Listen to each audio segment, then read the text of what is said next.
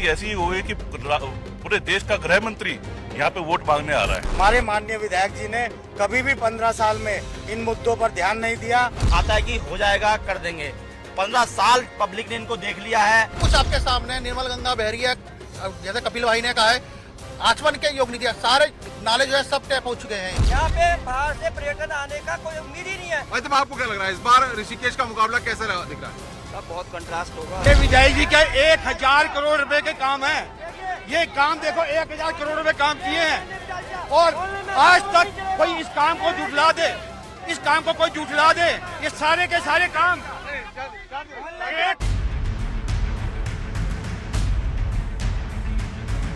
नमस्कार। वोटर गंगा किनारे की टीम धर्मनगरी ऋषिकेश में है और यहाँ पर चुनावी मिजाज को समझने के लिए हम आए हुए हैं कि आखिर इस बार इस धर्मनगरी का सियासी मिजाज कैसा है।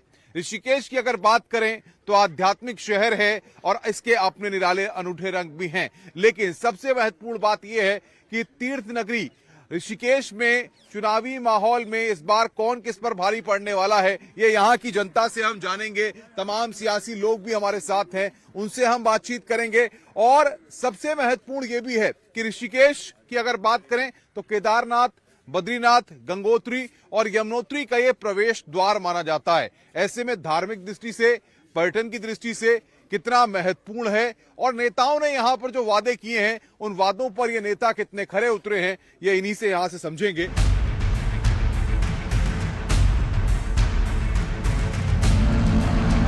क्या लग रहा है भाई साहब, ऋषिकेश की तस्वीर क्या बदल पाई है? पहले से तो परिवर्तन दिखाई दे रहा है। तो काम क्या हुआ है? सबसे बड़ी बात यह है ऋषिकेश में क्या आपको लगता है कि काम क्या हुआ है? काम तो मैं सोचता हूँ एक जो आम आदमी से जुड़ा हुआ काम है, सारे काम लगभग यहाँ पे हुए हैं। यहाँ पे जो मेट्रो सिटीज में कभी सुविधाएं हुआ करती थी वो सुविधा ऋषिकेश में हो रही है। गैस पाइपलाइन यहाँ घरेलू कुकिंग गैस पाइपलाइन यहाँ बिछ रही है। सीवर का सर्वे शहर में तो है ही, ग्रामीण क्षेत्र में जो दूरस्थ क्षेत्र में सीवर का काम चला सर्वे हो रहा है। और मैं समझता हूँ सड़कों का काम तो इस हिसाब में हुआ है।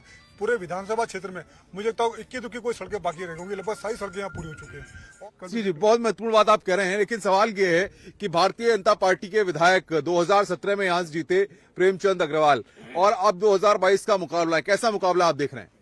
मुकाबला तो बाद में बात करेंगे सर। एक काम उन्होंने बहुत बढ़िया किया, उन्होंने बाकी बेरोजगारों को छोड़ के अपने बेरोजगार लड़के के लिए रोजगार की व्यवस्था जरूर करी उन्होंने। फिर इसके बाद जो ब्रिलियंट बच्चे हैं उन्होंने विरोध किया, जब विरोध किया तब अपने बच्चे को उन्होंने नौकरी से हटवा लिया। उनका कोई विकास का कार्य नहीं है इस क्षेत्र में। आपको बताना चाहते हैं औद्योगिक क्षेत्र ऋषिकेश में IDPL है, उसमें यदि स्मॉल इंडस्ट्री लग जाती तो यहाँ पे हजारों बच्चों को रोजगार मिलता। इनके आरोप बेबुनियाद और निराधार आरोप हैं। निश्चित रूप से मैं कहना चाहता हूं कि कांग्रेस केवल झूठ की राजनीति करती है। और आप देख रहे होंगे जो पंजा गले में लटका हुआ है, इस पंजे ने देश को कितने जख्म दिए हैं। मैं समझता हूं कि ऋषिकेश की जनता पिछले 15 वर्षों से इसका जवाब दे रही है। इसका जवाब तो 10 मार्च को मिलने ही वाला है।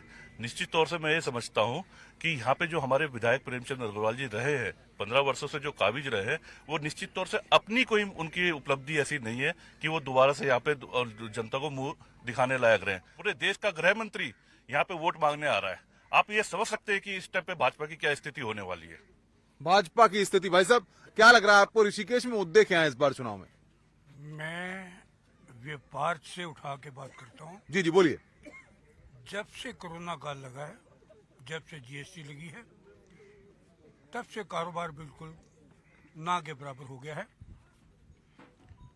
ये बात प्रेमचंद जी पे भी लागू नहीं होती, ये सेंटर पे लागू होती है कि सेंटर ने जो GST लागू की है, खास तौर पे कपड़े के ऊपर जो लागू की है, वो नहीं होनी चाहिए। सरकार से अपनी बात रख रहे हैं, लेकिन देखिए आपको बताएं कि 2017 में भारतीय जनता पार्टी के प्रेमचंद अग्रवाल जीते और इस बार भी चुनावी दंगल में ताल ठोक रहे हैं। सवाल ये है भाई साहब, किस तरह से इस बार का मुकाबला आप देख रहे हैं? मुकाबला तो बाद की बात है। पहले मैं कहना चाहता हूँ कि ऋषिकेश में अतिक्रमण, अवैध कब्जे, अवैध निर्माण एवं अनियोजित विकास एक बहुत बड़ी समस्या है। हमारे माननीय विधायक जी ने कभी भी 15 साल में इन मुद्दों पर ध्यान नहीं दिया।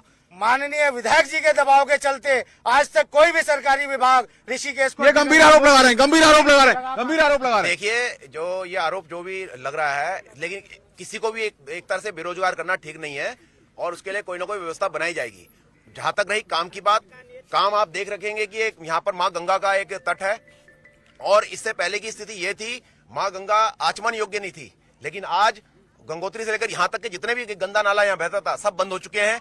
और रही बात सड़कों का जाल है, आज आप 15 मिनट में हरिद्वार और 30 मिनट में देहरादून पहुंच सकते हैं।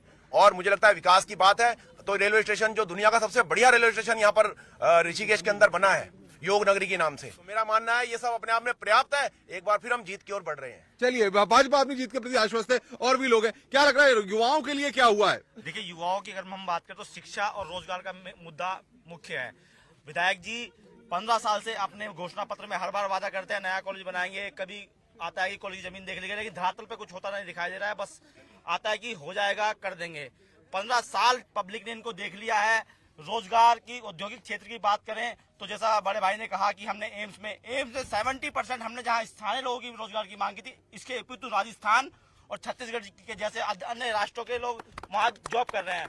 मैं इसकी निंदा करता हूं कि आज भी खुले मंच पे लोग कह रहे हैं कि हमने स्थानीय लोगों को, स्थानीय युवाओं को रोजगार दिया है। अगर विधायक जी रोजगार किसी को देने का काम किया है तो अपने पुत्र को देने का काम किया है, जिससे यहाँ का युवा हताश और निराश हो चुका है। चलिए, भाजपा वालों से बात पूछे। युवा कह रहे हैं कि सिर्फ विधायक जी ने अपने बेटे को रोजगार देने का काम किया है। देखिए, रोजगार के लिए, युवाओं के लिए एम्स जो है, आप खुद देख सकते हैं कि वहाँ पर रोजगार है, वहाँ के लोकल आदमी वहाँ पर है या नहीं। अब ये आरोप तो चुनाव है, लगाते रहते हैं, सब कुछ आपके सामने। निर्मल गंगा बह रही है, जैसे कपिल भाई ने कहा है, आचमन के योग नीति, सारे नाले जो है सब टैप हो चुके हैं। जितना विकास देख रहे हैं आप, जो कह रहे आधे घंटे में आप देहरादून पहुंच रहे हैं, 15 मिनट हरिद्वार पहुंच रहे हैं। इससे पहले भी तो कांग्रेस की कनेक्टिविटी बता रहे हैं बेहतर हुई है, कनेक्टिविटी बता रहे हैं बेहतर हुई है। आप बताइए। देखिए, और भी कुछ लोग हमारे साथ हैं। सवाल ये है कि धार्मिक दृष्टि से गंगा पीछे बह रही है, कह रहे हैं कि निर्मल गंगा स्वच्छ हुई है। क्या लगता है, भागीरथ जो प्रयास हुए हैं वो सरकार की तरफ से हुए हैं? पवित्र पावनी माँ गंगा के तट पर हम खड़े हैं और वसुदेव कुटुंबकम की भावना को लेके चल रहे हैं, और धरातल में जो काम हुआ है आपके सामने प्रत्यक्ष रूप में है। जिस प्रकार माँ गंगा गौमुख से गंगा सागता अविरल बह रही है, उसी प्रकार हमको एक साथ मिलकर इस अपने क्षेत्र के लिए, अपने विकास के लिए वो छोड़ना चाहिए, सोचना चाहिए कि हम आगे इससे अच्छा क्या कर सकते हैं।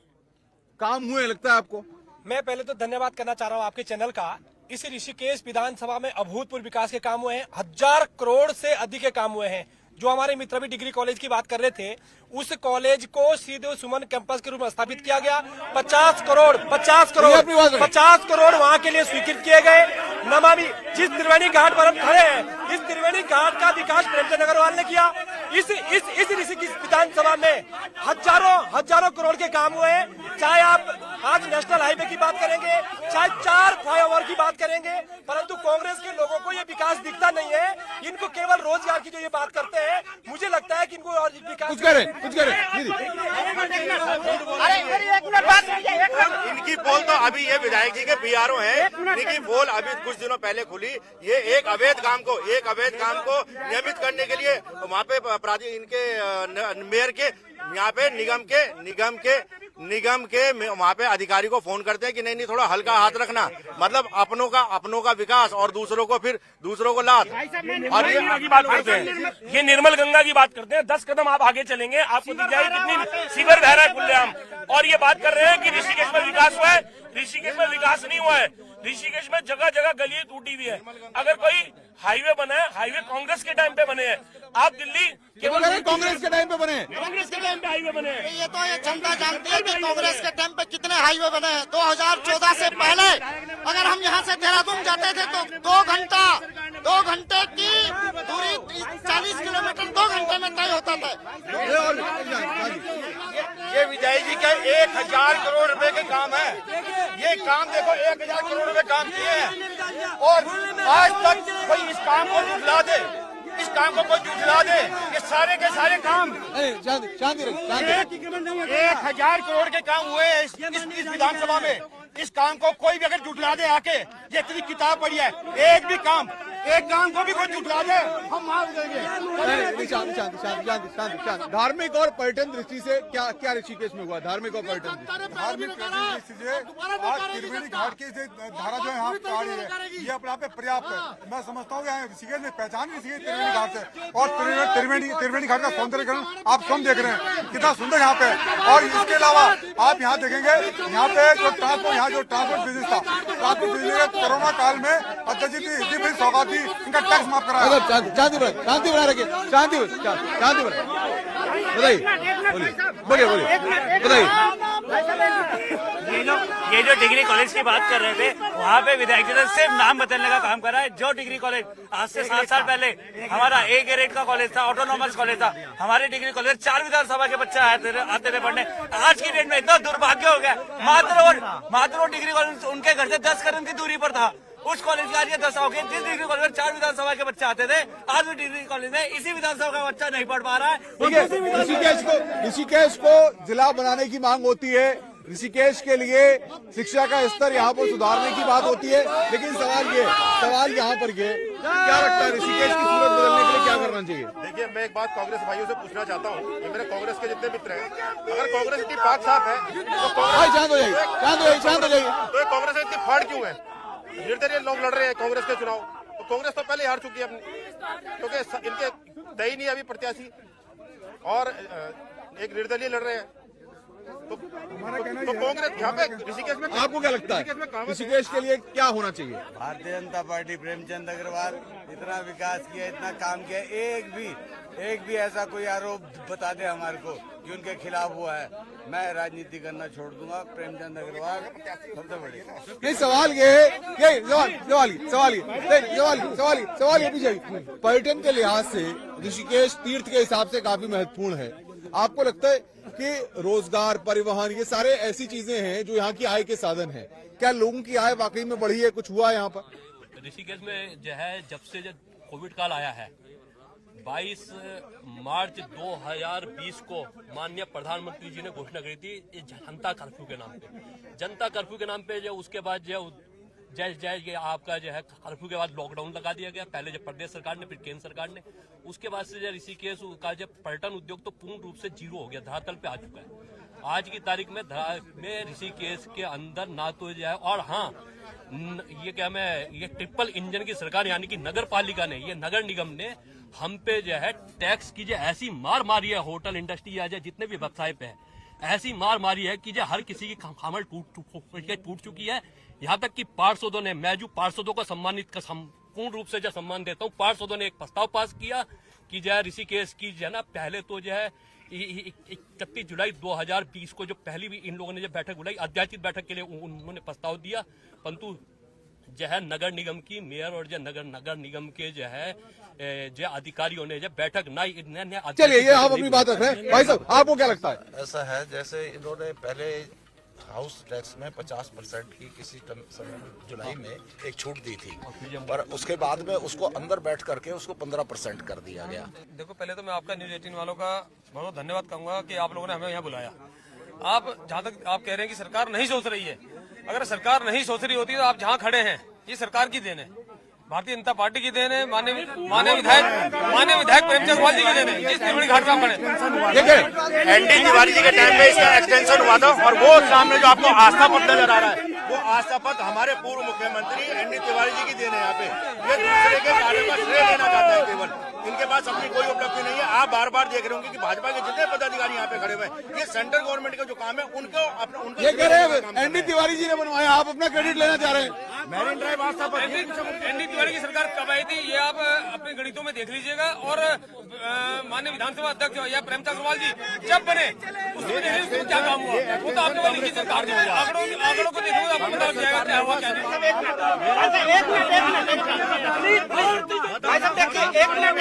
भाई साहब, एक चीज है, मैं ये कहना चाह रहा हूँ कि भारतीय जनता पार्टी के साथियों से कहना चाह रहा हूँ कि जिन लोगों ने कहा है कि गंगा जी निर्मल है, वहाँ से 10 मीटर आगे चलते हैं और पानी का आचमन करके दिखा दें, हम लोग राजनीति छोड़ देंगे। जो लोग कह रहे हैं ना 10 मीटर आगे चल करके भारतीय जनता पार्टी के कार्यकर्ता बुकलेट दिखा रहे हैं 1,000 करोड़ का यहाँ काम हुआ है। 15 साल हो गए, ट्रांसपोर्ट का अपना स्थान नहीं है, ट्रांसपोर्ट नगर नहीं है यहाँ। आप सुन लीजिए, ट्रांसपोर्ट नगर की व्यवस्था नहीं हो पाई। बीजेपी वाले बताइए, भाई साहब बताइए, आगे आगे आगे आइए, बताइए, जवाब दीजिए। ट्रांसपोर्ट नगर के लिए निश्चित रूप से सरकार ने इसके लिए स्थान के लिए सर्वे कर दिया है और आपको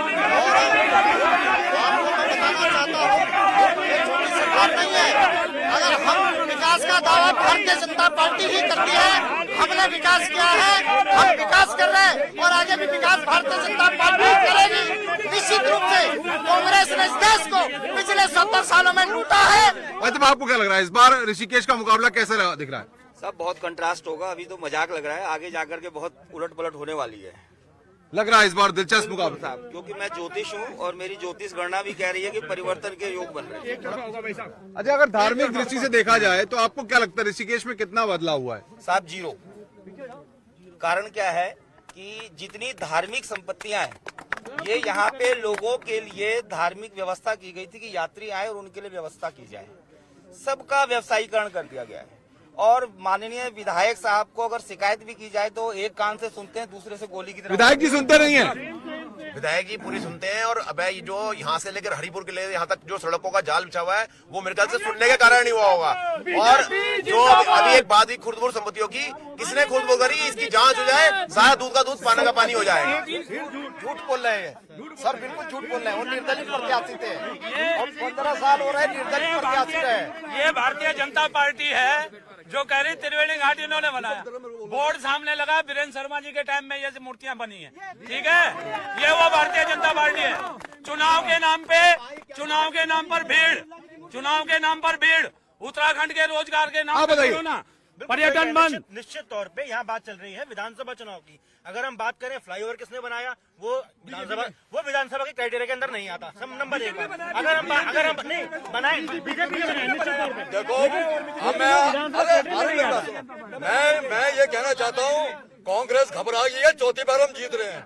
कांग्रेस घबरा गई है और भारतीय जनता पार्टी फिर सरकार बनने जा रही है।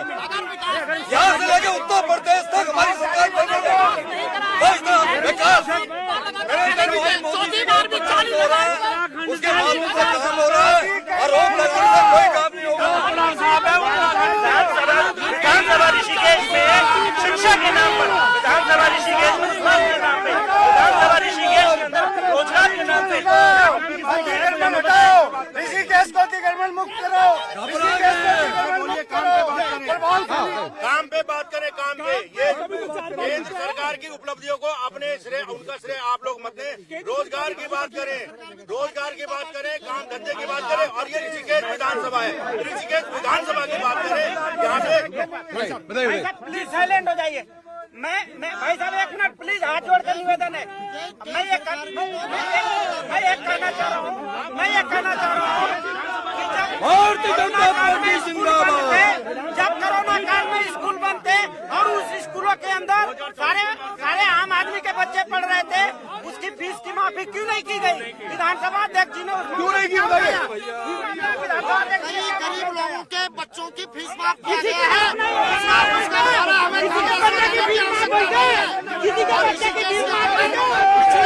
आम आदमी बढ़िया, आगे आइए, आगे आइए, आगे आइए। किस तरीके से देख रहे हैं इस बार मुकाबले को?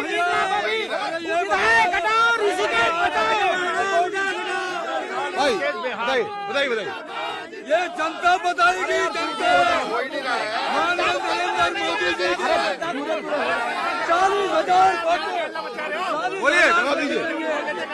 विकास तोड़ कुछ हो ही नहीं रहा है। ये तो मैका ससुराल चल रहा है। कभी तो मैके में, कभी ससुराल में चल जाओ। बीजेपी का यही चल रहा है। आरोप लगाने से काम नहीं चलेगा। तो ये यहाँ पर हरिद्वार और बाकी जो धर्म नगरी है, जिस तरह से वहाँ पर विकास के काम हो रहे हैं, लोग कह रहे हैं ऋषिकेश को भी जिला बनाना चाहिए और यहाँ की सूरत बदलनी चाहिए। तो ये ऋषिकेश से, गंगा के किनारे से, वो गंगा किनारे वाला कैमरामैन नागेंद्र के साथ अनुपम मिश्रा, न्यूज़ 18 ऋषिकेश।